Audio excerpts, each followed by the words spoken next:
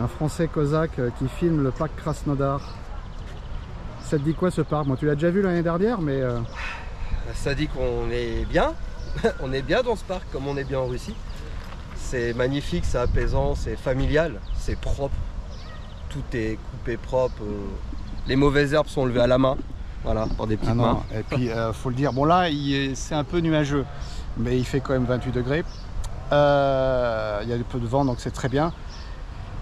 Sauf que ça limite en réalité le quotidien réel de Krasnodar, et en particulier dans les parcs, à savoir, et que si ça choque certaines personnes, c'est pas grave parce que c'est la réalité de la Russie, c'est les femmes en jupe courte, en petite dentelle, qui te laissent entrevoir en fait leur féminité. Et on peut dire ce qu'on veut, simplement le regarder. On n'est pas des maniaques, des pervers comme diraient certains, et des frustrés. Non, non, non, non.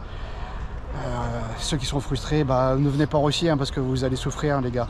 Mais et puis les femmes aussi, parce que. Mais par contre, oui, parce que là, la concurrence. Je m'excuse, mesdames en France, mais elle est hard ici. Elle est très hard. Et simplement d'être entouré de beaux parcs, entouré. On va laisser la place à monsieur du parc. Être entouré de femmes féminines qui ont pas honte d'être ce qu'elles sont, voilà, et qui ne pensent pas que les hommes sont en toxicité, voilà, et ça fait plaisir. La beauté fait plaisir, l'esthétisme fait plaisir. Il faut préciser aussi une chose, c'est que c'est vrai qu'on dit que les femmes russes sont belles, oui c'est un fait, mais aussi parce qu'elles peuvent être belles.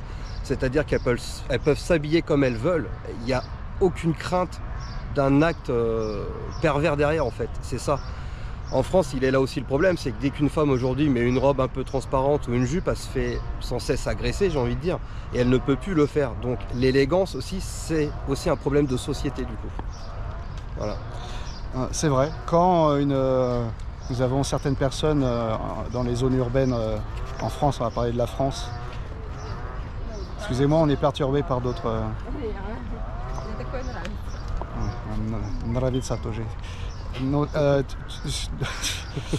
je sais pas, on va couper, on va laisser, je sais pas, on verra. Et encore, ça c'est le classique. Il y a quand même du plus. Mais tu sais pas tourner ton volant, toi? Ouais, tu sais pas tourner ton volant. En Russie, ils ont pas le temps, faut que ça aille tout droit, il faut pas que ça demande pourquoi par contre. Ouais, c'est vrai, mais par contre pour la conduite, quand même, là, ils ont quand même beaucoup à apprendre. Ouais. Mais ça, la ceinture notamment. Ah ouais, la quoi? Ouais, non. Voilà. Bon, Et donc, je dis pas ça en rigolant, je trouve ça bien, ça c'est quelque chose qui est assez irritable en Russie. La Russie n'est pas idéale, comme je vous l'ai dit. Non. Mais voilà, donc ce qu'on disait en fait, c'était le fait que certains en France disent oui, la pollution, on enlève les voitures. Alors en ville, je comprends l'utilité à la rigueur de voitures électriques pour la pollution de la ville, parce que dans le monde, les voitures électriques, jusqu'à présent, c'est pas terrible. Mais c'est pas notre sujet. Notre sujet, c'est prenez les transports en commun. Alors déjà, il faut qu'ils existent. Deuxièmement, qu'ils soient propres. Troisièmement, qu'il n'y ait pas grève. Et quatrièmement, à quelle heure tu peux les prendre? Est-ce qu'une femme à 21h, 23h peut prendre les transports en commun à Paris? Normalement, je ne pense pas. À Moscou, c'est possible. C'est possible.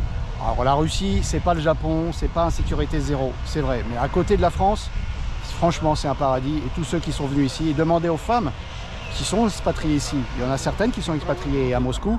Vous allez voir, il n'y a pas photo. Demandez aux spécialistes qui sont les femmes. Les hommes, généralement, ça peut être moins problématique. Quoique aujourd'hui, en France, si tu es, comme dit Mathieu Kassovitz, une fin de race, tu peux aussi avoir des problèmes, quoi. Allez,